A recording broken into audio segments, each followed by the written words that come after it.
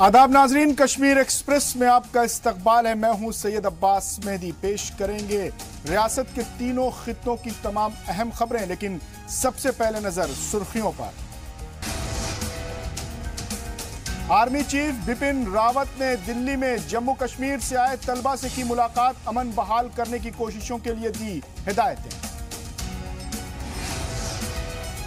Security के मद्देनजर श्रीनगर समेत कई अजला में दफा 144 नाफिज। हुर्रियत लीडरान को पुलिस ने किया नजरबंद। हुर्रियत लीडरान ने किया था जुमे के बाद रैली का ऐलान।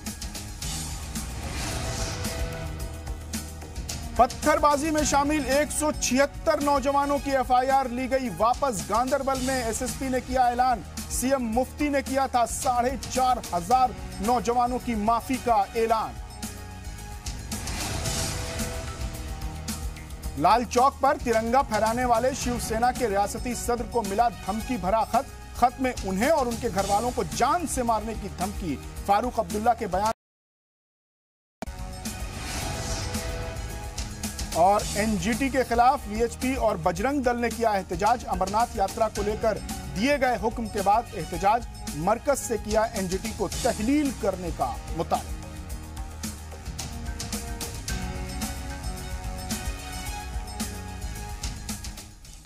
और अब देखते हैं खबरें तफसील से।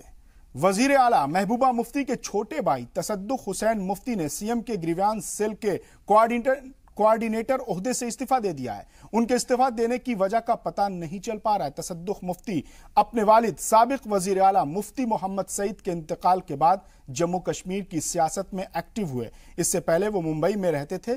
कुछ दिन पहले ही तसद्दुक को कानून साज काउंसिल के तौर पर नॉमिनेट किया जाएगा। कहा जा रहा है कि इसी के चलते उन्होंने इस्तीफा दिया है। जराये के मुताबिक वजीर आला महबूबा मुफ्ती अपने भाई को सरकार में शामिल कर सकती हैं। वजीर आला महबूबा मुफ्ती के छोटे भाई तसद्दुक हुसैन मुफ्ती ने सीएम की जो ग्रीवांस सेल होती है उसके कोऑर्डिनेटर के ओहदे से इस्तीफा दे दिया है। पिछले कई दिनों से यह खबर आ रही थी कि तसद्दुक हुसैन मुफ्ती को काबीना में शामिल किया जाएगा और अब उस सिमत में धीरे धीरे कदम आगे बढ़ रहे हैं, डेवलपमेंट्स हो रहे हैं। और इस तमाम खबर पर तफसीलात के साथ जुड़ रहे हैं हमारे प्रिंसिपल कॉरेस्पॉन्डेंट राजन वैद। राजन, महबूबा मुफ्ती के छोटे भाई तसद्दुक हुसैन मुफ्ती ने आज इस्तीफा दे दिया, तो क्या माने निकाला जाए इस इस्तीफे के?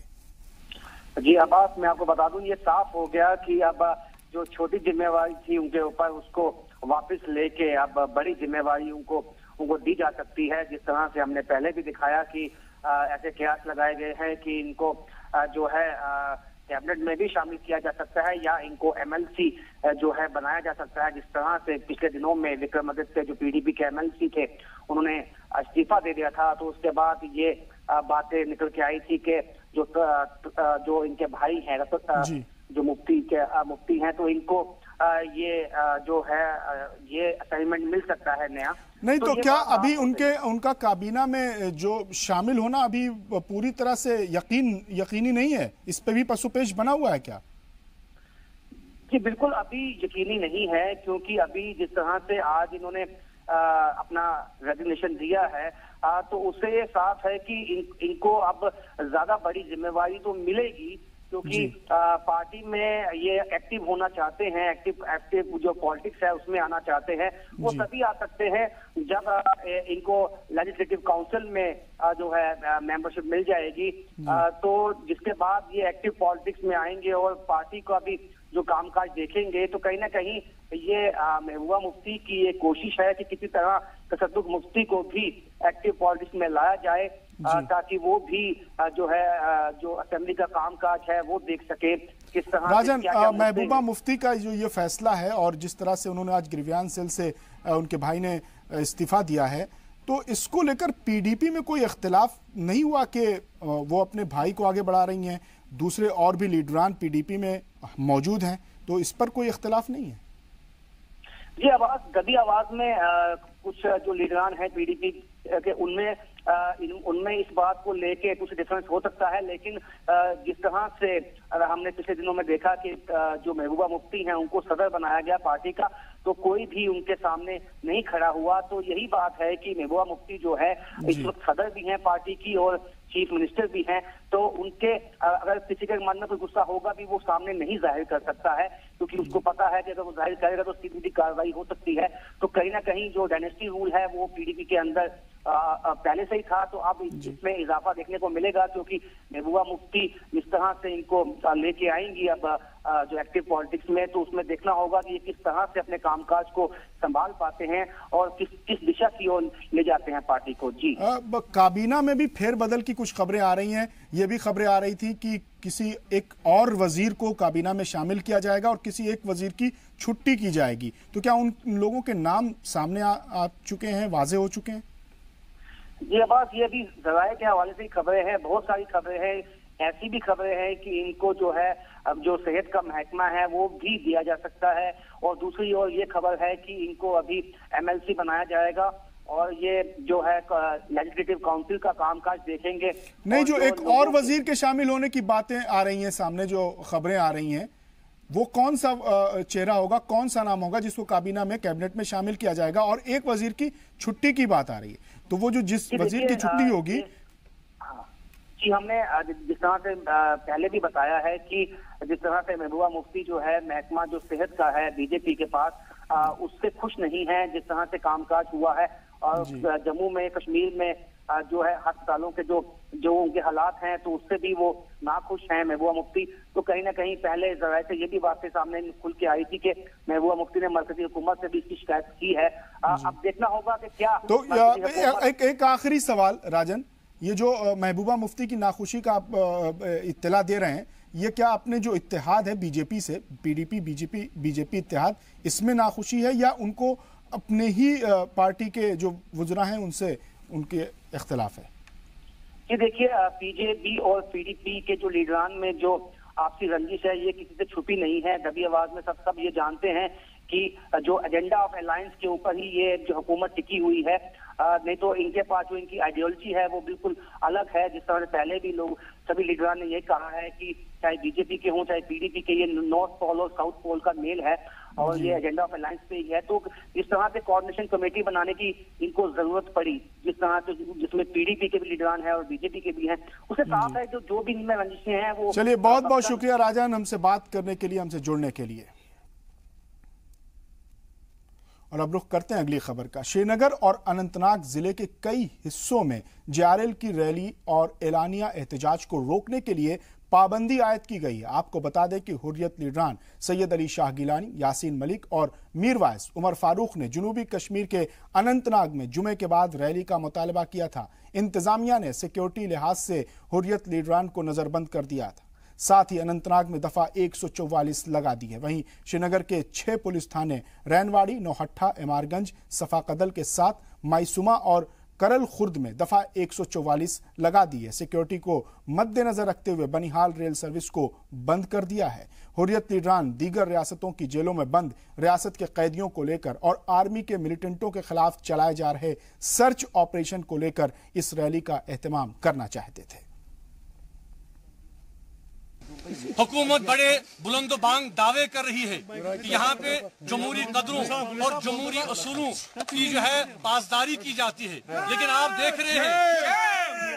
देख रहे हैं कि किस तरह से एक पुरअमन जो है हमारा प्रोग्राम, उसको जो है वो थॉट करने के लिए कर्फ्यू लगा दिया गया है, रिस्ट्रिक्शंस आयद कर दी गई हैं। साउथ कश्मीर में कर्फ्यू है, श्रीनगर में कर्फ्यू है, इंटरनेट बंद कर दिया गया है।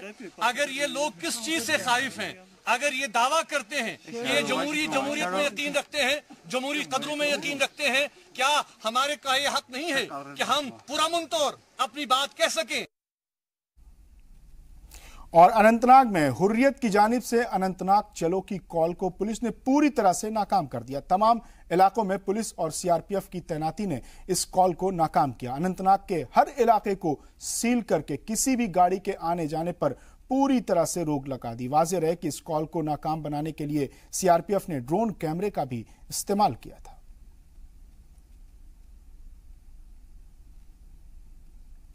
और इस पूरी खबर पर तफसीली रोशनी डालने के लिए हमारे श्रीनगर ब्यूरो चीफ सैयद तजम्मुल जुड़ रहे हैं। तजम्मुल, हुर्रियत लीडरान ने जो आज ये कॉल की थी, मार्च की, एहतजाज की, रैली की, इसको पूरी तरह से नाकाम बना दिया गया। बिल्कुल अब्बास, जैसे कि पहले बताया जा चुका था कि जनूबी कश्मीर के जिला अनंतनाग में JRL की तरफ से आज एक अवामी जलसे का प्रोग्राम किया गया था और कल ही रियासती पुलिस और जिला इंतजामिया या प्रशासन ने साफ कर दिया कि मौजूदा सूरत हाल में कानून को किसी भी तरह हाथ में लेने की इजाजत नहीं दी जाएगी। रियासती पुलिस के IGP मुनीर अहमद खान के मुताबिक ऐसे इजलासों से अवाम में बहुत ज्यादा मुश्किल पैदा होते हैं और लॉ एंड ऑर्डर का मसला भी खड़ा हो जाता है। यही वजह है कि आज मीरवाइज मौलवी मोहम्मद उमर फारूक अपनी निगीन रिहाइशगाह से जब बाहर आए, ठीक 12:30 पर उन्होंने तैयारी की कि वो अनंतनाग के इस जलसे में शामिल हो जाएं, तो बाहर जो पहले से पुलिस तैनात थी उन्हें वापस अंदर ले गए और उन्हें घर में नजरबंद रखा गया। हाँ तजम्मुल, अभी हम भी मीरवाइज उमर फारूक को सुन रहे थे, काफी जोश में थे, जज्बात में थे। क्या जो ये हुर्रियत लीडरान हैं, ये जो ये कॉल बुलाते हैं, तो अवाम की हिमायत इनको हासिल है? देखिए, अवामी हिमायत दो तरह की होती है। एक ये कि जब पुलिस ने आज अगर उन्हें मार्च करने की इजाजत दी होती तो मुझे लगता है कि ग्राउंड लेवल पर सिचुएशन का पता चलता। हुर्रियत ने अपने प्रेस बयान में कहा कि ये हुकूमत की शिकस्त है, पुलिस की शिकस्त है कि उन्हें आज जलसा बुलाने की इजाजत नहीं मिली। एक बहुत बड़ा जनसभा, एक बहुत बड़ा जलसा वो करने वाले थे, जिसे साफ तौर पर कभी भी हुर्रियत लीडरान के इन जलसों को कई मौकों को छोड़कर इस तरह की जनसभा करने की इजाजत नहीं दी गई, जिससे साफ तौर पर जाहिर होता है कि इसका रिजल्ट या इसका जवाब अभी तक नहीं मिल पाया। लेकिन जिस तरह से तमाम रास्तों को सील कर दिया गया था, हिलालवार समेत कई लीडरान को गिरफ्तार किया गया, उसके बाद कई लीडरान को घरों में नजरबंद किया गया। अगर उन्हें मार्च करने की इजाजत दी जाती तो पुलिस के मुताबिक लॉ एंड ऑर्डर की प्रॉब्लम हो जाती, जिससे निपटना फिर बहुत मुश्किल हो जाता। लिहाजा साफ तौर पर इस सवाल का जवाब जो है, पुलिस ने फिलहाल बंद ही रखा। अगर अवामी जलसा होता तो पता चलता कि कितने लोग आज के हुर्रियत के इजलास में या जलसे में शामिल हो जाते। तजम्मुल, जो दो मांगे हुर्रियत लीडरान की थी, एक तो ये था कि जो रियासत के कैदी दूसरी रियासतों की जेलों में बंद हैं उनको रिहा किया जाए। तो वो जो कैदी बंद हैं उन पर कौन कौन से इल्जामात हैं, क्या क्या चार्जेस लगे हैं? देखिए, बहुत तरह के कैदी बंद है। जिस तरह से हुर्रियत लीडरान, एक तो सियासी लीडरान बताते हैं कि ये सियासी लीडरान बंद है। जिस तरह से इलेक्शन मैनिफेस्टो PDP ने तैयार किया था, उसमें उन्होंने कहा कि हुर्रियत लीडरान के साथ बातचीत की जाएगी, जेलों के दरवाजे खोल दिए जाएंगे। ये PDP का मैनिफेस्टो था जिसको लेकर वोट मिला, जिससे अवामी रद्द-ए-अमल का जवाब आपको मिल सकता है। लेकिन उसके बाद हुकूमत मिलने के बाद जिन सियासी कैदियों की रिहाई करते हैं उनमें डॉक्टर कासिम फख्तू है और बाकी लोग हैं जिन पर पुलिस डायरी में बहुत ज्यादा तशवीशनाक रिकॉर्ड है और कई जगहों पर इस तरह की कई जगहों पर मुझे लगता है कि FIR भी लगे हुए हैं, जिसके लिए कोर्ट का जो चालान था वो पेश हुआ, लेकिन उसके बाद भी रिहाई नहीं मिली। कई लीडरान के उम्र कैद हैं और कई लीडरान के मुतालबात ये भी थे कि जो सियासी लीडरान या JRL के जो लीडरान है जो बैरूनी रियासत या कश्मीर से बाहर जेलों में बंद है, उन्हें श्रीनगर मुंतकिल किया जाए। इसी तरह बहुत सारे लीडरान ऐसे हैं जिनके खिलाफ तकरीबन 10 से 12 साल। तजम्मुल, जो दूसरा मुतालबा था कि आर्मी का जो सर्च ऑपरेशन है वो रोका जाए। अगर आर्मी के सर्च ऑपरेशन से गैर समाजी अनासिर को पकड़ा जाता है और रियासत की सूरत हाल अमन में तब्दील होती है, तो इस पर फिर एतराज क्यों है? क्या सर्च ऑपरेशन ज्यादती है अवाम के लिए या फिर इसकी समाज की फलाह के लिए, अमन के लिए, सलामती के लिए? बिल्कुल अब्बास, जहां तक आपने देखा कि 2017 में अभी तक 211 मिलिटेंट मारे जा चुके हैं, 78 सिक्योरिटी फोर्सेस के जो एहलकार हैं जाम बहक हुए, इसी तरह बहुत सारे लोग जख्मी भी हुए। लेकिन आम तौर पर अगर आम इंसानी जानों की बात करें वो भी तलफ हुई। और हमने देखा कि साउथ से नारद तक या शुमाल और जुनूब में जितने भी सर्च ऑपरेशन चलाए, हर जगह पर आपको पता होगा कि मज़ामत का सामना करना पड़ा और कई जगहों पर सर्च ऑपरेशन 2 दिन के बाद कॉल ऑफ किया तो हाथ कुछ नहीं लगा, जिससे मामूलाती जिंदगी और आम लोगों के मसाइल जो हैं, हम कुछ भी कहें वो मुतासिर हो ही जाते हैं, जिसका वाजह इशारा किया। शुक्रिया तजम्मुल, हमसे बात करने के लिए, जुड़ने के लिए। और अब रुख करते हैं अगली खबर का। Army chief general Bipin Rawat ने कहा कि मुल्क को दूसरे इलाकों की तरह कश्मीरी लोग भी तरक्की चाहते हैं, लेकिन इसके लिए दहशतगर्दी बंद होना जरूरी है। Army chief general Bipin Rawat ने दिल्ली में जम्मू कश्मीर से आए तलबा से मुलाकात की। आर्मी चीफ ने इन बच्चों को वापस जाकर कश्मीर में अमन बहाल करने की कोशिश के लिए कहा। इन तलबा को आर्मी के हम आहंगी मिशन के तहत कश्मीर से बाहर दौरे पर लाया गया था। ऐसा इलाका कहीं नहीं है। विदेशी चाहते हैं कि हम कश्मीर आए, कश्मीरी चाहते हैं कि हम फले फूलें, लेकिन वो फलने फूलने के लिए हमें क्या चाहिए? दहशतगर्दी बंद करनी। जनरल रावत ने तलबा को कुरान शरीफ से अमन का पैगाम लेने के लिए भी कहा। इन तलबा में कई ऐसे हैं जो पहली बार कश्मीर से बाहर निकले हैं। पहला ही मौका है कि घूमने का मौका मिल गया और अजीम शान बड़ी बड़ी ऊंची ऊंची इमारतें देखने में आ गईं, तो काफी अच्छा लगा। ब्यूरो रिपोर्ट, जी मीडिया। उधर रियासत के जिला गांदरबल में 176 नौजवानों के खिलाफ दायर एफआईआर वापस ले ली गई है। इसका ऐलान जुमेरात को एक सेशन के दौरान किया गया, जिसमें कई नौजवानों और उनके वालिदैन ने हिस्सा लिया था। इस मौके पर एसएसपी गांदरबल फयाज अहमद लोन ने रिहा हुए नौजवानों से कहा कि माफी स्कीम की बदौलत आपको रिहा किया जा रहा है, अब अमन पसंद शहरियों की तरह जिंदगी बसर करें। साथ ही उन्होंने कहा कि वो उड़ान स्कीम के तहत कई स्कीम लॉन्च कर रहे हैं, जिसमें सभी नौजवानों को ट्रेनिंग दी जाएगी ताकि वो अपना मुस्तकबिल संवार सकें। साथ ही नौजवानों ने पुलिस को अमन पसंद शहरी बनने की यकीन दहानी कराई। आपको बता दें कि यह फैसला हाल ही में लिए गए वजीर आला महबूबा मुफ्ती के ऐलान के बाद लिया गया। पत्थरबाजी में शामिल 4,500 नौजवानों के खिलाफ एफआईआर वापस ली जाए और मरकजी मज़ाकरातकार दिनेश्वर शर्मा के दौरे के बाद यह फैसला लिया गया। तो आज का जो हमने प्रोग्राम रखा, हमने इनसे एक नया आगाज करने की अपील की है और उनसे रिक्वेस्ट की है कि वो इस अपॉर्चुनिटी को लेने, मदद देने। और हमने यहाँ पे एक स्किल डेवलपमेंट एक इनिशिएटिव भी आज के दिन ही रखा, जिसमें उड़ान से इनको मुंसलिक कराएंगे और डिफरेंट जगह पे इनको ट्रेनिंग के लिए भेजेंगे और इनको डिफरेंट अपॉर्चुनिटीज़ लाएंगे। जैन की पुलिस की तरफ से पूरा सहयोग इनको मिलेगा और किसी तरह का भी कोई हैरेसमेंट इनको नहीं किया जाएगा।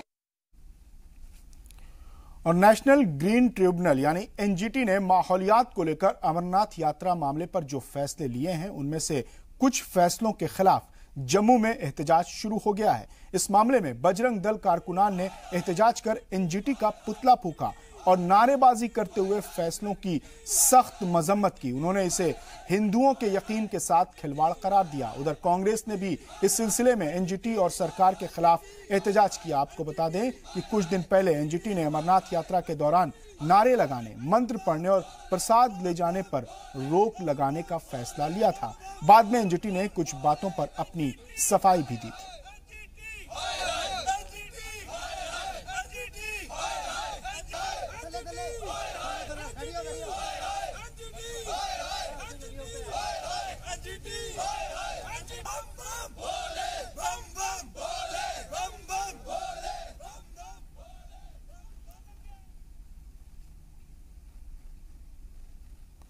और उधर पुंछ में वीएचपी ने अमरनाथ यात्रा को लेकर दिए गए एनजीटी के हुक्म के खिलाफ जोरदार एहतजाज किया।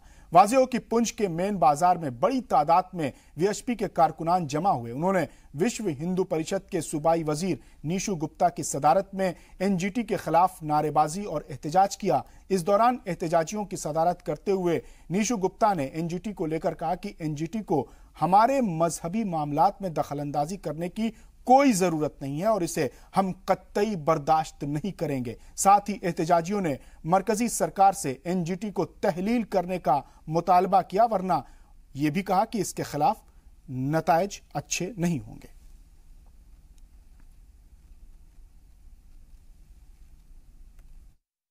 इसका एक मकसद है कि जो 2 दिन पहले एनजीटी नेशनल ग्रीन ट्रिब्यूनल ने जो हमारे अमरनाथ के गुफा के लिए जो उसने दिशा निर्देश तय किए हैं, उनका हम भरपूर लफ्ज़ों में उसकी निंदा करते हैं। और जो दिन ब दिन जो हिंदुओं की भावनाओं के साथ खिलवाड़ किया जाता है एनजीटी की तरफ से, ये कभी कोई तुगलकी फरमान देता है, कभी कोई तुगलकी फरमान देता है। हम आग्रह करते हैं अपनी सेंट्रल गवर्नमेंट और स्टेट गवर्नमेंट से कि ये जो एनजीटी है, इसको एक दिशा निर्देश दिया जाए कि हिंदुओं के हितों के लिए, हिंदुओं के लिए जो भी ये फैसले ये एनजीटी करता है, इसको सबसे पहले जो हमारे धार्मिक संगठन है, जो हमारे धार्मिक जो मर्यादा पुरुष है यहाँ हिंदुस्तान में, हमारे जो शंकराचार्य, हमारे जो धर्माचार्य हैं, पहले उनसे सलाह करे, सलाह मशवरा करे और उसके बाद कोई ये फैसला करे। और जम्मू के गंग्याल इलाके में भी एनजीटी के फैसले पर एहतजाज जारी है। वहां के प्रधान सतीश शर्मा ने कहा कि एनजीटी ने जो अमरनाथ यात्रा पर फैसला किया है वो हमें मंजूर नहीं है। साथ ही उनका कहना है कि हमारे अकीदे के साथ खेला जा रहा है। वहां जाकर आरती नहीं करना, धूप बत्ती नहीं जलाना और साथ में भगवान शिव के जयकारे नहीं लगाना, ये सब हमें मंजूर नहीं। उन्होंने मजीद कहा कि एनजीटी हमारे मजहब के साथ खेल रही है। अगर एनजीटी ने अपना फैसला वापस नहीं लिया तो हम लोग सड़कों पर उतर आएंगे। सर, ये प्रोटेस्ट ऐसा ही जो परसों फैसला दिया एनजीटी ने कि जो अमरनाथ की यात्रा है, आप मंत्रोच्चारण नहीं कर सकते, आप भजन नहीं कर सकते, आप वहां जाकर प्रसाद लेकर नहीं जा सकते, जयकारे नहीं लगा सकते। तो मेरा कहने का मकसद है आपके माध्यम से कि पूरे हिंदुस्तान से लाखों की तादाद में यात्रु आता है, और जब वो लाखों की तादाद में आएगा वो क्या जयकारे नहीं लगाएगा, बम बम बोले। आस्था जुड़ी हुई है, जिसके साथ भी किसी की आस्था जुड़ी है वहाँ छेड़छाड़ नहीं होनी चाहिए। और खासकर बीजेपी जो हिंदुओं के ठेकेदार बनकर वोट लिए हुए हैं, मैं आज वो कहता हूँ कि उन्होंने अलगाववादियों के आगे सिलेंडर कर दिया है। हम किसी के मजहब के साथ छेड़छाड़ नहीं करेंगे, लेकिन जो किसी की मजहब के साथ छेड़छाड़ी करेगा उसको जवाब इनको भुगतना पड़ेगा, लोग इनसे जवाब मांगेंगे। और अमरनाथ यात्रा पर दिए एनजीटी के हुक्म पर अब सियासत और सियासतदानों ने दखल देना शुरू कर दिया है। नेशनल कॉन्फ्रेंस के सूबाई सदर और एमएलए देवेंद्र सिंह राणा ने एनजीटी के हुक्म पर कहा कि किसी भी तंजीम को यह हक नहीं है कि वो किसी भी मजहब के मामलात में मदाखलत करे। आपको बता दें कि अमरनाथ यात्रा को लेकर एनजीटी ने कल सफाई देते हुए कहा था कि उनके ऑर्डर को लेकर गलत फहमी फैलाई जा रही है। एनजीटी के ऑर्डर की गलत रिपोर्टिंग की गई है। एनजीटी ने कहा कि मंत्र पढ़ने और आरती पर किसी तरह की रोक नहीं लगाई गई है, सिर्फ शिवलिंग के सामने अमन बनाए रखने को कहा गया है। इसके साथ ही जायरीन को गुफा की सीढ़ियों में पहले अपना सामान जमा करने और गुफा की एंट्री के दौरान एक लाइन में चलने को कहा गया है। एनजीटी ने कहा कि उन्होंने अमरनाथ गुफा को साइलेंट जोन होने का ऐलान नहीं किया है।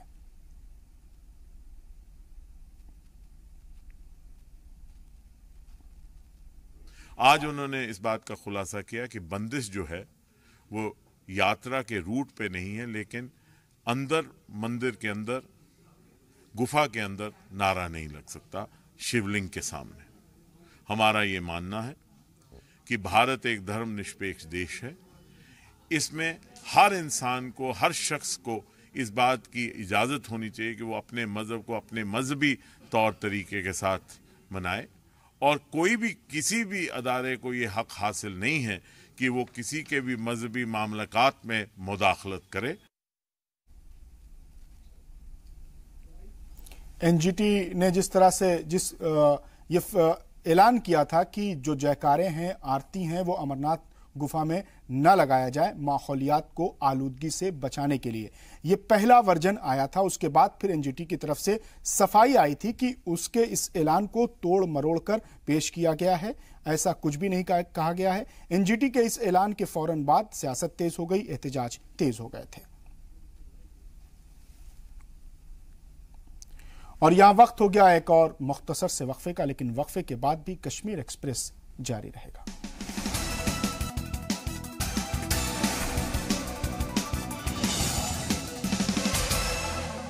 वक्फे के बाद एक बार फिर आपका इस्तकबाल है कश्मीर एक्सप्रेस में। श्रीनगर के लाल चौक पर तिरंगा फहराने वाले शिवसेना के रियासती प्रधान डिम्पी कोहली समेत पार्टी के लीडरान को धमकी मिलने का मामला सामने आया है। जम्मू में एक प्रेस कॉन्फ्रेंस को खिताब करते हुए शिवसेना के जनरल सेक्रेटरी मनीष साहनी ने कहा कि तिरंगा फहराने के बाद पार्टी के रियासती प्रधान डिम्पी कोहली के घर के बाहर एक धमकी भरा खत मिला है, जिसमें उन्हें और उनके घर वालों को जान से मारने की धमकी दी गई है। उन्होंने बताया कि इस सिलसिले में पुलिस को जानकारी दे दी गई है। साथ ही यह भी कहा गया है कि इस तरह की धमकियों से वो डरने वाले नहीं है। साथ ही कहा कि जल्द ही कश्मीर से कन्याकुमारी तक तिरंगा यात्रा भी निकाली जाएगी। शिवसेना बाला साहब ठाकरे जम्मू कश्मीर इकाई अपने राष्ट्रीय अध्यक्ष माननीय उद्धव ठाकरे जी के निर्देशानुसार प्रधानमंत्री नरेंद्र मोदी जी को जम्मू कश्मीर के कुछ ऐतिहासिक स्थलों पर स्थायी रूप से तिरंगा लहराए जाने की मांग करती है। हमने अपनी इस मांग को लेकर प्रधानमंत्री नरेंद्र मोदी जी को, राज्य के मुख्यमंत्री महबूबा मुफ्ती को और राज्यपाल माननीय NN वोहरा को पत्र भी लिखा है, जिसके अंदर हमने जम्मू के 2 और कश्मीर के 2 जगह पर स्थायी रूप से कम 100 फुट का तिरंगा लहराए जाने की मांग की है। कश्मीर से लेकर कन्याकुमारी तक एक तिरंगा यात्रा निकालेंगे। ये एकता तिरंगा यात्रा के नाम से यात्रा होगी, जिसमें धर्म जात पात से ऊपर उठकर हम पूरे राष्ट्र को, पूरे देश को एक सूत्र के अंदर पिरोकर दिखाएंगे।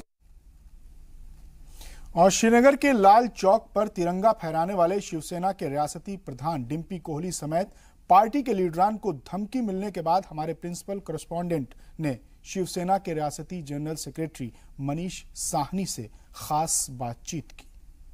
हाल ही में कश्मीर वैली में लाल चौक में शिवसेना की तरफ से झंडा फहराया गया, जिसके बाद शिवसेना के जो एक्टिविस्ट हैं उनको धमकियां मिली हैं। खत भी उनको मिला है जिसमें धमकी लिखी गई है कि जो है एक मिलिटेंट तंजीम है कोई, उन्होंने धमकी दी है कि उनके खिलाफ कार्रवाई की जाएगी। हमारे साथ मौजूद हैं। आपने झंडा फहराया था लाल चौक में, उसके बाद किस तरह की धमकियां मिली हैं? जब से हमने हाल ही में कुछ दिन पूर्व हमने श्रीनगर के लाल चौक के अंदर हम शिव सैनिकों ने वहां जाकर तिरंगा फहराया, उस समय भी हमें काफ़ी जद्दोजहद करनी पड़ी उस तिरंगे को फहराने के लिए, पुलिस प्रशासन के साथ भी। और उसके बाद जैसे ही हम तिरंगा कामयाब हुए तिरंगा फहराने में, उसके बाद जम्मू वापस आए तो हमें लगातार सोशल मीडिया के अंदर धमकियां लगातार मिलनी जारी है। और हाल ही के अंदर बीते कल हमें हमारे यहाँ के जो प्रमुख हैं, स्टेट प्रमुख डिम्पी कोहली जी के निवास स्थान पर एक आतंकवादी संगठन द्वारा धमकी भरा पत्र मिला है, जिसको हमने उर्दू में लिखा गया है, इसको पढ़वाया और इसके अंदर इनको और इनके परिवार को जान से मारने की धमकी दी गई है। शिवसेना बाला साहब ठाकरे आप लोगों के माध्यम से, मीडिया के माध्यम से उन शरारती तत्वों तक ये संदेश पहुंचाना चाहती है कि शिवसेना बाला साहब ठाकरे वह शेर है जो इन गीदड़ बड़ी भभकियों से बिल्कुल भी डरने वाले नहीं है। सानी साहब, मुझे ये बताएं कि अब जिस तरह से आपने झंडा फहराया, क्या वजह थी उसके पीछे, और क्या आने वाले दिनों में भी क्या आप ऐसा कर सकते हैं? बिल्कुल जी, एक हमने आने वाले दिनों का पहले मैं जवाब देता हूं। आज हमने ये भी ऐलान किया है मीडिया के सामने कि 2018 के अंदर शुरू में ही हम एक तिरंगा एकता यात्रा का आयोजन करने जा रहे हैं। शिवसेना बाला साहब ठाकरे जम्मू कश्मीर इकाई, जो कश्मीर से हम एकता यात्रा निकालेंगे और कन्याकुमारी तक वो एकता यात्रा जाएगी। इस यात्रा का मकसद मात्र इतना है कि धर्म और जाति के भेदभाव और इनकी धर्म की राजनीति से ऊपर उठकर हम राष्ट्रीय हित के अंदर पूरे राष्ट्र के पूरी जनता को एक सूत्र के अंदर बांधना चाहते हैं। लेकिन आपको नहीं लगता कि जो बीजेपी के एमएलए हैं, जो ये दम भरते हैं कि वो एक नेशनलिस्ट पार्टी हैं, उन्होंने भी कहीं ना कहीं साइड लाइन कर दिया आपको? नहीं, साइड लाइन नहीं किया। साइड लाइन कोई भी कोई भी सरकार जो है शिवसेना को कभी भी साइड लाइन नहीं कर सकती। शिवसेना इतना संगठन मजबूत है कि इसको साइड लाइन करना किसी पार्टी के हक में नहीं है, ना ही पार्टी इसको साइडलाइन कर सकती है। आज हमने प्रधानमंत्री मोदी जी को भी एक चिट्ठी लिखी है और यहाँ के मुख्यमंत्री महबूबा मुफ्ती को, कि हमने लाल चौक और तिरंगे के विवाद को ही पूर्ण रूप से खत्म करना चाहते हैं, उस पर पूर्ण विराम लगाना चाहते हैं। हमने प्रधानमंत्री मोदी जी से अपील की है कि यहाँ पर लाल चौक, श्रीनगर के लाल चौक और डल लेक के नेहरू पार्क और जम्मू के बागे बहू और मुबारक मंडी के अंदर कम से कम 100 फुट ऊंचाई का परमानेंट नेशनल फ्लैग को होस्ट कर दिया जाए, जिससे ये विवादी तिरंगे और लाल चौक को लेकर राजनीति पूरी तरह से खत्म हो और हमारे जम्मू कश्मीर में लोगों के अंदर भी राष्ट्रीय भावना जागे। तो ये थे मनीष साहनी, जिनका ये कहना है कि धमकियों का असर उन पे नहीं होगा और आने वाले दिनों में भी वो लाल चौक में झंडा फहरा सकते हैं। कैमरामैन आशु के साथ राजन वैद, जी मीडिया जम्मू। और रियासती सरकार जम्मू कश्मीर में खेल को बढ़ावा देने के दावे करती है, लेकिन कबड्डी खिलाड़ियों के साथ अनदेखी की जा रही है। जम्मू कश्मीर रियासत के कबड्डी खिलाड़ियों को मैट्स के बजाय मिट्टी पर प्रैक्टिस करना पड़ता है। खिलाड़ियों को इसका क्या नुकसान उठाना पड़ता है, देखते हैं राजन वैद की इस खास रिपोर्ट में। जम्मू के कबड्डी स्टेडियम में प्रैक्टिस कर रहे ये वो खिलाड़ी हैं जो नेशनल और इंटरनेशनल लेवल पर रियासत और मुल्क का नाम रोशन करना चाहते हैं, लेकिन सहूलियात की कमी के चलते जम्मू कश्मीर रियासत के कबड्डी खिलाड़ी वो मुकाम हासिल नहीं कर पा रहे हैं जो उन्हें करना चाहिए था। हर रियासत में कबड्डी खिलाड़ी मैट्स पर प्रैक्टिस करते हैं, लेकिन जम्मू कश्मीर रियासत में कबड्डी खिलाड़ी मिट्टी पर खेलने को मजबूर हैं। उन्हें आए दिन चोट लगती रहती है। कबड्डी नेशनल प्लेयर हूँ, सीनियर नेशनल प्लेयर हूँ, तो ये हमारी गेम स्वदेशी गेम है, राष्ट्रीय गेम है और हर स्टेट में मैट है, जहाँ भी जाओ अब मैट पे ही खेला जाता है। चाहे आप बाहर की स्टेट में डिस्ट्रिक्ट में जाओगे वहाँ पर भी मैट की सुविधा आपको प्राप्त होगी। लेकिन हमारा एक JNK है जिसमें मैट बिल्कुल नहीं है। हम मिट्टी पे खेलते हैं और हर बार मिट्टी पे प्रैक्टिस करके फिर नेशनल में जाते हैं और फिर हमें बोलते हैं कि आप को मेडल चाहिए, सब कुछ चाहिए। लेकिन जो जहाँ पर मिट्टी में खेल के आप नेशनल में जा रहे हो, मैट पे खेलोगे, उधर बिल्कुल परफॉर्मेंस नहीं मिलेगी आपको। तो इसलिए हमारी ग्राउंड में सिर्फ मैट की प्रॉब्लम है और बच्चे हमारे बहुत अच्छे हैं। सर सबसे बड़ी बात है कि प्रैक्टिस करते टाइम मिट्टी पे बहुत इंजरीज होती हैं। इवन मेरे खुद एंकल टूट गया। अगर हमारे पास मैट हो तो हम उससे ज़्यादा प्रैक्टिस कर सकते हैं। आजकल कबड्डी में नई स्किल्स ऐसी आई हैं कि वो होती ही मैट पे, मैट की गेम है। कहीं भी नेशनल में जाओगे आपको मिट्टी नहीं मिलेगी और यहाँ पे हमारा 50% स्पीड का फर्क पड़ता है। हम यहाँ पे खेलते हैं तो मैट पे हमारी 50% स्पीड जो है वो कम हो जाती है, हम अच्छा परफॉर्म नहीं कर पाते। जम्मू कश्मीर रियासत के कबड्डी खिलाड़ियों की मांग है कि उन्हें भी प्रैक्टिस के लिए खेलने के मैदान में मैट मुहैया कराई जाए, लेकिन सरकार इन खिलाड़ियों के खेल को बढ़ावा देने के लिए कोई खास कदम उठाने को तैयार नहीं है। जबकि कबड्डी खिलाड़ियों का कहना है कि मैट जैसी जरूरी सहूलियात मुहैया कराने पर वो नेशनल और इंटरनेशनल लेवल पर बेहतर मुजाहिरा कर पाएंगे। विदाउट मैट हमें जितनी यहाँ पे लगती है ना, और वहाँ पे चलो फिर भी थोड़ा बहुत हो जाता है कि मतलब नहीं लगती है इतनी, लेकिन यहाँ पे बहुत ज़्यादा इंजरीज होती है। और हमारी गवर्नमेंट से यही रिक्वेस्ट है कि प्लीज़ प्रोवाइड करें हमें मैट, ताकि हम मैट पे प्रैक्टिस करेंगे तो ताकि बाहर जाके हम अच्छा खेल पाएंगे। अगर मैट ही नहीं होगा तो फिर हमें बाहर जाके और ज़्यादा प्रॉब्लम आती है। इसी वजह से प्लीज़ गवर्नमेंट से हमारी यही रिक्वेस्ट है कि हमें मैट प्रोवाइड किया जाए। जम्मू कश्मीर रियासत में कबड्डी खिलाड़ियों की कमी नहीं है, लेकिन सरकार की अनदेखी के चलते आज तक एक भी खिलाड़ी कबड्डी प्रीमियर लीग में नहीं चुना जा सका है। लेकिन अगर सरकार इन खिलाड़ियों के लिए जरूरी बुनियादी सहूलियात मुहैया कराए तो ये खिलाड़ी भी रियासत और मुल्क का दुनिया में नाम रोशन करने की सलाहियत रखते हैं। जम्मू कश्मीर हुकूमत चाहे लाख दावे करे कि खेलों के फरोग के लिए यहाँ कई कदम उठाए गए हैं, लेकिन जमीनी हकीकत कुछ और ही कहानी बयां करती है। ये कबड्डी का स्टेडियम है, ये अपनी बदहाली की कहानी खुद बयां करता है। ऐसे में वक्त आ चुका है कि सरकार दावे नहीं बल्कि कुछ कदम उठाए ताकि खेल और खिलाड़ियों को बढ़ावा मिल सके। कैमरामैन आशु के साथ राजन वैद, जी मीडिया जम्मू। और कांगड़ी की बात करते हैं। कांगड़ी सर्दियों में कश्मीरियों का अहम हिस्सा है। सर्दियां शुरू होते ही इसकी मांग बढ़ जाती है, लेकिन कश्मीर के साथ साथ अब जम्मू में भी इसका चलन बढ़ने लगा है। लोग सर्दियों में इनका इस्तेमाल करने लगे हैं। इलाके में अब इसकी खरीदारी बढ़ गई है और कई तरह की कांगड़ी दुकानों में मिल जाएगी। कारोबारियों के मुताबिक पहले जम्मू में लोगों में कांगड़ी का इस्तेमाल ज्यादा नहीं था, लेकिन अब यहां भी इसका चलन बढ़ा और लोग इसे पसंद कर रहे हैं। उनका कहना है कि लोगों में इस कांगड़ी का चलन बढ़ने से इसकी खरीदारी में भी इजाफा हुआ है। वहीं कश्मीर से जम्मू आए कुछ लोगों का कहना है कि पहले जब जम्मू आते थे तो जहां कांगड़ी आसानी से नहीं मिलती थी, लेकिन अब जम्मू में भी हर तरह की कांगड़ी मिल जाती है। और कांगड़ी बिकती है सीजन में, मतलब 1000-2000 कांगड़ी बिक जाती है हमारी, बेच देते हैं हम, और अच्छी क्वालिटी की बेचते हैं। अच्छी सेल होगी जम्मू में। कांगड़ी है ये कश्मीर का एक कल्चर है, ये सर्दियों में काम आती थी, तो इसलिए अब सर्दी बहुत बढ़ी जा रही है, तो अब जम्मू में भी ये कांगड़ी आगे आगे पहुंच रही है। और अब बात बिजली महकमे की लापरवाही की। जम्मू में जानीपुर कॉलोनी के रामलीला ग्राउंड के पास बिजली महकमे की लापरवाही सामने आई है। वाज़ेह हो कि यहां बिजली के तारों पर आग लग गई थी और ये तार इरकान की तरफ से लगाए गए थे। बिजली के तारों पर लगी भयानक आग 1 घंटे तक चलती रही। मकामी लोगों ने महकमे बिजली को फोन किया, लेकिन किसी ने फोन नहीं उठाया। मकामी लोगों ने अपनी जान खतरे में डालकर ट्रांसफार्मर से बिजली की लाइन को बंद किया और बड़ा हादसा होने से टाल दिया। मकामी लोगों का कहना था कि गुज़िश्ता साल भी ऐसी आग लगी थी और इस बाबत इरकान को अफसरान को कहा गया था। उन्होंने मसले को सुनकर अनसुना कर दिया। लोगों का कहना है कि तारों को लगाने में धांधली हुई है। वहीं सी ग्रेड तारों को लगाने का भी लोगों ने इल्जाम लगाया। लोगों ने कहा कि बिजली महकमा और इरकान डिपार्टमेंट हमारी जिंदगी से खेल रहा है। लोगों ने कहा कि अगर हमारी बात पर गौर नहीं किया गया तो हम इनके खिलाफ एहतजाज करेंगे। आपको बता दें कि रियासत में बिजली के तारों के लगाने का जिम्मा इरकान कंपनी को दिया गया है।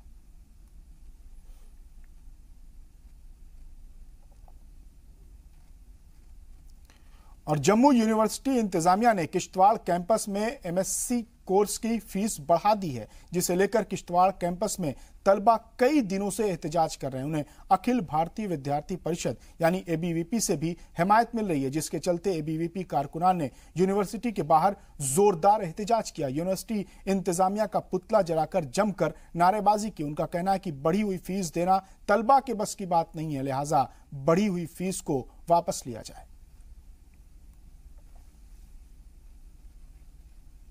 देखिए, हम पिछले 10 दिनों से जो है विद्यार्थी परिषद किश्तवाड़ कैंपस में जो अपने विद्यार्थी परिषद के कार्यकर्ता है वो लगातार जो है संघर्ष में है और जमीन पर छात्रों के अधिकारों के लिए लड़ रहे हैं। वहां पर जैसे कि हमने पिछले कुछ दिनों में देखा था कि जम्मू यूनिवर्सिटी द्वारा जो है एक डिक्टेटरशिप का माहौल अपनाया जाता है और बिना सोचे समझे जो है ग्राउंड पे स्टूडेंट्स की सिचुएशन क्या है, क्या वो अपनी इतनी फीस दे सकता है। हम एक तरफ कहते हैं कि जो समाज में है अधिक से अधिक छात्र जो है वो शिक्षा की तरफ बढ़ना चाहिए, लेकिन एकदम से कुछ दिन पहले पेपरों के एकदम से फीस जो है हजारों से सीधा लाखों में चली जाती है और स्टूडेंट जो सफर कर रहा है उसकी वजह से पिछले 3 दिन से जो वहाँ पर विद्यार्थी परिषद के छात्र हैं वहाँ पर भूख हड़ताल पर बैठे हैं और जिनमें से 2 की हालत अभी गंभीर है। हम ये चाहते हैं जो इन्होंने फीस जो है 13,000 से लाखों में की है वो वापिस रिवोक की जाए। और श्रीनगर के डाउनटाउन में गोजवाड़ा चौक में दर्जन भर दुकानों में आग लगने से करोड़ों का नुकसान होने की खबर है। आग रात में 2 बजे के वक्त लगी। 2 मंजिला इमारत में पहली मंजिल पर लगी आग में 11 दुकानें जलकर खाक हो गईं। खबर लगते ही पुलिस फायर ब्रिगेड की टीम ने मुकामी लोगों की मदद से आग पर काबू पाया, लेकिन तब तक करोड़ों का माली नुकसान हो चुका था।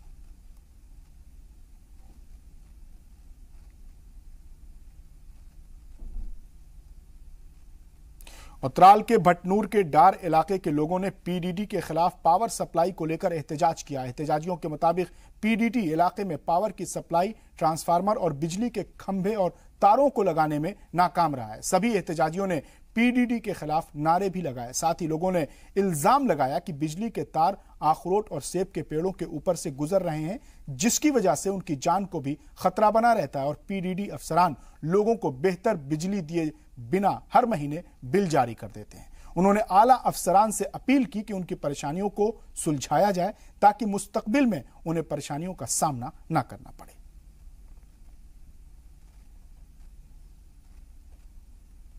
और जिला कुलगाम के मिनी सेक्रेटेरिएट में आम लोगों के लिए एक सिटीजन फैसिलिटेशन सेंटर कायम किया गया है, जिसका इफ्तिताह डीडीसी कुलगाम तलत परवेज ने किया। इस मौके पर कसीर तादाद में अफसरान, मुलाजमीन और मकामी लोग मौजूद थे। इस मौके पर एडीसी परवेज अहमद ने कहा कि सेंटर कश्मीर में कुलगाम पहला जिला है जहां सिटीजन फैसिलिटेशन सेंटर खोला गया है। बाहर से आने वाले लोगों को अपनी परेशानियों को लेकर सेक्रेटेरिएट के अलग अलग दफ्तरों और कमरों में चक्कर काटने पड़ते हैं। इस परेशानी को दूर करने के लिए सिटीजन फैसिलिटेशन सेंटर खोला गया है, जहां एक जगह पर उनकी परेशानियों को सुनकर हल किया जा सकेगा। उन्हें अलग अलग जगह चक्कर नहीं काटने पड़ेंगे। मकामी लोग भी सिटीजन फैसिलिटेशन सेंटर खोले जाने पर खुशी का इजहार कर रहे हैं।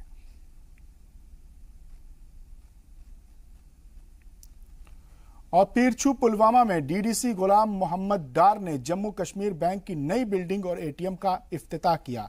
इस मौके पर जम्मू एंड कश्मीर बैंक के जोनल हेड और दूसरे अफसरान भी मौजूद थे। डीडीसी ने इलाके में बैंकिंग सर्विस की अहमियत पर रोशनी डाली। उन्होंने कहा कि जदीद दौर में मालियाती इदारे रूरल एरिया के लोगों के लिए अहम रोल अदा करते हैं। उन्होंने बैंक और एटीएम का ज्यादा से ज्यादा फायदा उठाने को कहा।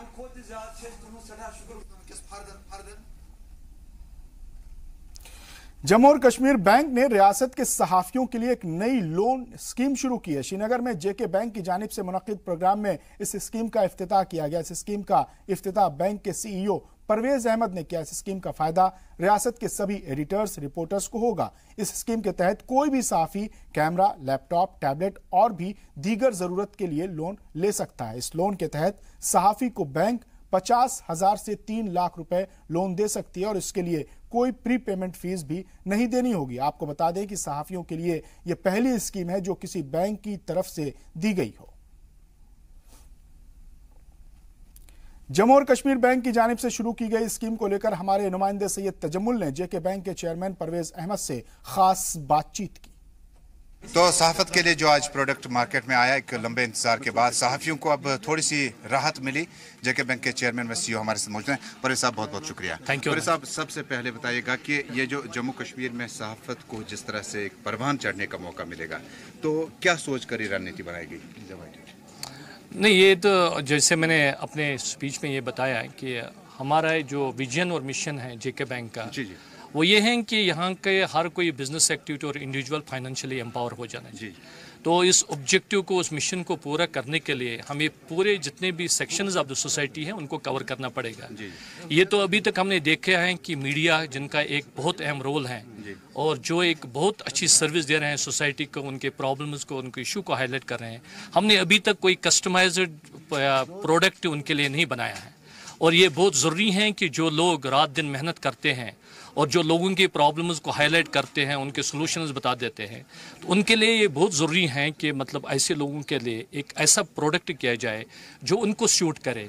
और आज का जो प्रोडक्ट हमने लॉन्च किया है, ये एक बिगिनिंग है और आगे भी हम देखेंगे कि किस तरह से हम वो प्रोडक्ट्स एंड स्कीम्स लाएंगे ताकि जर्नलिस्ट्स को फाइनेंशियली एम्पावर किया जाए। पर साहब, देखा जाए ग्राउंड लेवल पर जर्नलिस्ट को इस तरह की बड़ी रुकावट है। जब भी बैंक अप्रोच करते हैं तो ये चीज़ें प्रैक्टिस करने के लिए और रिजल्ट ओरिएंटेड बनाने के लिए क्या डायरेक्शंस गई होंगी ब्रांचेस पे, जहाँ पे अकाउंट्स वगैरह होंगे? नहीं, जो भी हम आज डायरेक्शंस दे रहे हैं ब्रांचेस को, क्योंकि आज ये हम अपलोड कर रहे हैं स्कीम को अपने इंटरनेट को और हम ये डिसमिनेट कर रहे हैं इन्फॉर्मेशन को ब्रांचेस को, हम एश्योर कर रहे हैं कि इसमें मिनिमम हैसल्स होंगे और अगर कोई भी दिक्कत होगी हम एक स्पेशल डेस्क भी बनाएंगे कि अगर किसी को दिक्कत होगी इसके बारे में, वो वहाँ पर अपने ग्रीवेंस हमारे नोटिस में ला सकता है और हम इंश्योर करेंगे कि ये hustle free finance journalist community को मिले, जो एक पर्टिकुलर पीरियड तक रिपे करना होगा। दूसरा, एक रिवॉल्विंग क्रेडिट फैसिलिटी है जिसको आपको सिर्फ आपको रिन्यू करना है एवरी ईयर, और फैसिलिटी आप हमेशा के लिए अवेल कर सकते हो।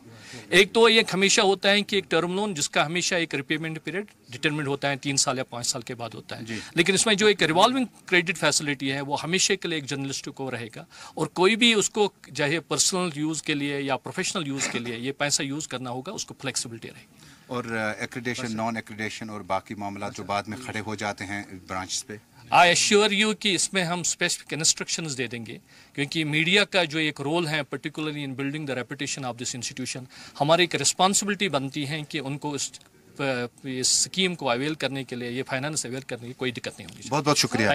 CEO जेके बैंक के चेयरमैन बता रहे हैं कि जम्मू कश्मीर में सहाफियों के लिए आपके बार इस स्कीम का जो इतलाक है वो ज़बरदस्त लागू होगा और साथ ही जो हिदायत दिए जाएंगे जम्मू कश्मीर बैंक के मुख्तलिफ जो चैम्बर्स होंगे, काउंटर्स होंगे, कि इस स्कीम को आसान और पुरअसर बनाने के लिए रिलैक्सेशन रूल्स रखे जाएंगे और एक्रेडिटेड, नॉन एक्रेडिटेड का कोई सिस्टम नहीं होगा, बल्कि जो भी सहाफी किसी इदारे के साथ मुंसलिक होगा वहाँ से उसका जो ऑथराइजेशन लेटर वगैरह होगा उसी से काम शुरू किया जा सकता है। अशरफ वानी के साथ सईद तजम्मुल, ज़ी मीडिया, श्रीनगर, कश्मीर।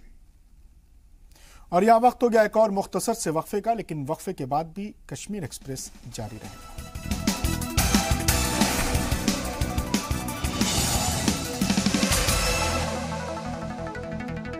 वक्फे के बाद एक बार फिर आपका इस्तकबाल है कश्मीर एक्सप्रेस पे। कश्मीर में शराब फरोख्त के खिलाफ तलबा और नौजवानों ने खामोश एहतजाज किया। तलबा रियासत में मंशियात और मंशियात फरोशों का मुकम्मल सफाई का मुतालबा कर रहे थे।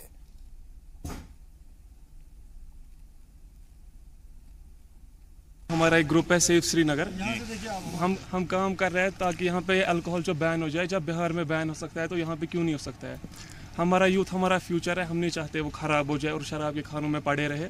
हम चाहते हैं यहाँ पे अल्कोहल की सेल पूरी तरह से बैन हो जाए। साइलेंट प्रोटेस्ट करते रहेंगे, जब हम अथॉरिटीज़ को फोर्स करेंगे दैट वो बैन कर ले। सब लोगों को पता है शराब सब बुराइयों की माँ मानी जाती है, तो इससे एक तो इखलाकी ज़िंदगी ख़राब होती है और जैसा कि आपको पता है कश्मीर एक मुस्लिम रियासती अक्सरियत है मानी जाती है, तो अगर आप लोग बाकी स्टेट्स में ये बैन कर सकते हैं तो यहाँ पे भी होना चाहिए। बस हम चाहते हैं, हमारा मुतालबा है हुकूमत से कि आप लोग प्लीज़ इस पे कंसिडरेशन में लाए इसको और ये शराब की सेल जो यहाँ पे वो बैन होनी चाहिए। अल्कोहल अब्यूज जो है these are biggest controversies in the world and इसके लिए गवर्नमेंट को इसके खिलाफ स्टेप लेना चाहिए, बिकॉज इससे हमारा यूथ अफेक्ट हो रहा है और आगे जाके और भी प्रॉब्लम्स क्रिएट होने वाली है। इसमें सबसे ज़्यादा अंडर एज आते हैं, 18 से जो कम जिनकी एज है वो आते हैं इसमें, एंड इससे हमारा माहौल बहुत ख़राब हो रहा है। हम साइलेंट प्रोटेस्ट इसलिए कर रहे हैं, हम नहीं चाहते कश्मीर में और ज़्यादा हालात ख़राब हो, इसलिए हम साइलेंट प्रोटेस्ट कर रहे हैं। हम गवर्नमेंट से ये अपील करते हैं कि इसके खिलाफ, इसके अगेंस्ट स्टेप लिया जाए। उधर जम्मू में भारतीय जनता पार्टी युवा मोर्चा के सदर डॉक्टर सुरेश गंगोत्रा की जानिब से एक प्रेस कॉन्फ्रेंस मुनक्किद की गई। त्रिकुटा नगर ऑफिस में मुनक्किद इस प्रेस कॉन्फ्रेंस में जानकारी दी गई कि साबिक वजीर आजम अटल बिहारी वाजपेयी की यौम पैदाइश के मौके पर पूनम महाजन की सदारत में एक प्रोग्राम रखा गया जिसमें बताया जाएगा कि हमारी सरकार ने किस तरह से काम किया। सफाई मुलाजमीन का सफाई मुहिम में अहम रोल रहा। उनके एजाज में साबिक वजीर आजम अटल बिहारी वाजपेयी की यौम पैदाइश के मौके पर पेंटिंग एग्जीबिशन, स्पोर्ट प्रोग्राम समेत कई प्रोग्राम मुनक्किद किए जाएंगे।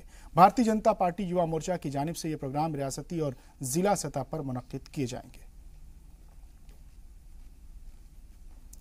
जम्मू में किसानों ने अपनी जमीनों को लेकर हुकूमत के खिलाफ एहतजाज किया। किसानों का कहना है कि हुकूमत ने जम्मू में रिंग रोड बनाए जाने के खिलाफ उनके जमीन ली है, अपनी जमीनों के वाजिब दाम न देने के खिलाफ एहतजाज किया। इस सिलसिले में Jammu Kashmir ring road land owners welfare committee ने एक प्रेस कॉन्फ्रेंस में कहा कि हुकूमत रिंग रोड की तामीर के लिए किसानों से जमीनें ले रही है, लेकिन उसके एवज में जो दाम दे रही है वो उन्हें मंजूर नहीं है क्योंकि वो काफी कम है। साथ ही उन्होंने कहा कि उन्हें अपनी जमीनों का दाम आज भी मार्केट वैल्यू के मुताबिक दिया जाए, नहीं तो वो अपनी जमीन नहीं देंगे।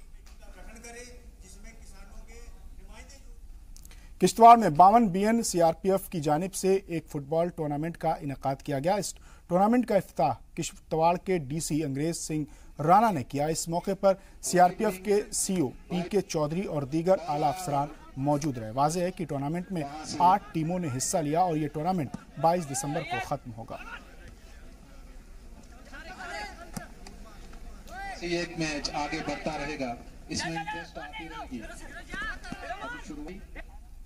जम्मू में आइंदा 16 दिसंबर से रियासती पुलिस की इंटर जोनल स्पोर्ट मीट शुरू होने जा रही है।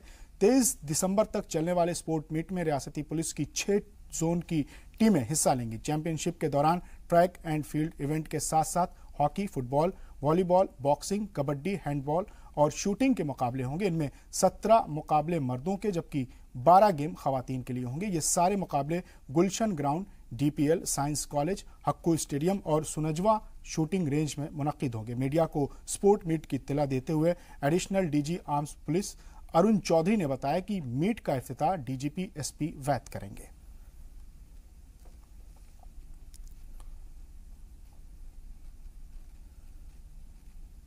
पुंछ के हवेली तहसील के गांव दालान, मालती और नला में कई दिनों से पानी की किल्लत से जूझ रहे और सप्लाई निजाम से गुस्साए लोगों ने इंतजामिया के खिलाफ एहतजाज किया। इस दौरान एहतजाजियों ने सप्लाई न होने को लेकर इंतजामिया और महकमा वाटर सप्लाई के खिलाफ भी नारेबाजी करते हुए पानी की रेगुलर सप्लाई बहाल करने का मुतालबा किया।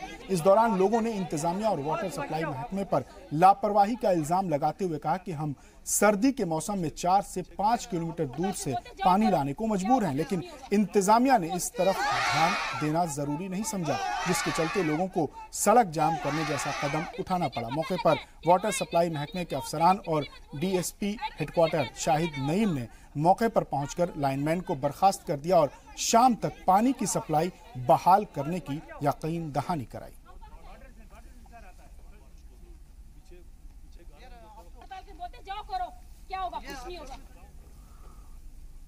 और बुलेटिन के इख्तिताम पे देखते हैं ये खास पैकेज। हर रियासत का अपना सकाफती कारोबार होता है जो सदियों से चला आता है। वही कारोबार उस रियासत के हजारों लोगों को रोजगार मुहैया कराता है। वैसे तो ये हुनर रियासत के ज्यादातर लोगों में देखने को मिलता है, लेकिन कुछ खानदान ऐसे होते हैं जिनका ये खानदानी कारोबार बन जाता है। पेश है ये रिपोर्ट, आप देखिए रिपोर्ट और मुझे दीजिए इजाजत।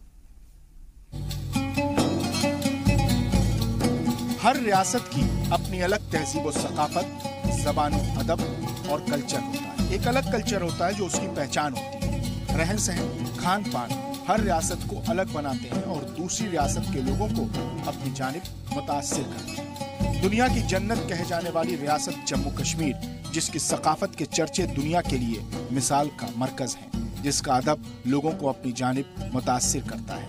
यहाँ की खूबसूरती ने इसे जन्नत के ताज से नवाजा है। कई रस्मों और रिवायतों को अपने ताज में समेटे जम्मू कश्मीर दुनिया में मशहूर और मारूफ है। एक ऐसे ही रवाज है सोजनी का काम, जो लोगों को अपने कल्चर से जोड़े हुए है।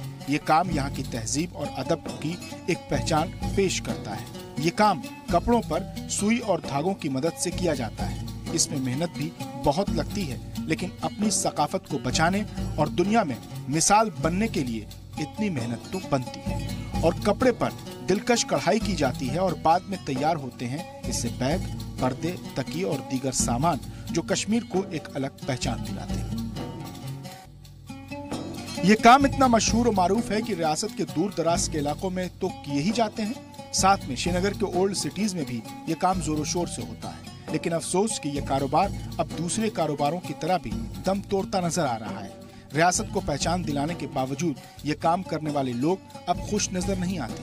उनकी मायूसी साफ बताती है कि पेट भरने के लिए 2 वक्त की ग़िज़ा जरूरी है, क्योंकि इससे जुड़े हुए लोग अब इससे जुदा होना चाहते हैं, इस काम से अपना हाथ छुड़ाना चाहते हैं। क्या वजह हुई होगी, ऐसा क्या हुआ होगा? यूं तो कोई बेवफा नहीं होता। तो सुनिए, काम की वाजिब कीमत न मिल पाना इसकी वजह है। अपनी आंखों से ख्वाब की तरह बनाते हैं सोजनी, लेकिन कीमत सिर्फ ख्वाब है, हकीकत नहीं। लोगों का कहना है कि अगर रियासत को अपनी पहचान की दरकार है, वो चाहती है कि उसका ये रीत, ये रिवाज बरकरार रहे, तो इसको लेकर वाजिब इक़दाम किए जाने चाहिए ताकि हमें भी रोजगार मिल सके। जरूरत तोड़ देती है गुरूर और बेनियाजी को, ना होती कोई मजबूरी तो हर बंदा खुदा होता। हुकूमत को चाहिए कि लोगों की जरूरत को मुकम्मल किया जाए, पूरा किया जाए, ताकि वो रियासत की सकाफत की खुदाई को बरकरार रख सके और अपनी पहचान को फख्र से बता सके। नहीं तो आने वाले वक्त में सब खत्म हो चुका होगा। ब्यूरो रिपोर्ट, जी सलाम।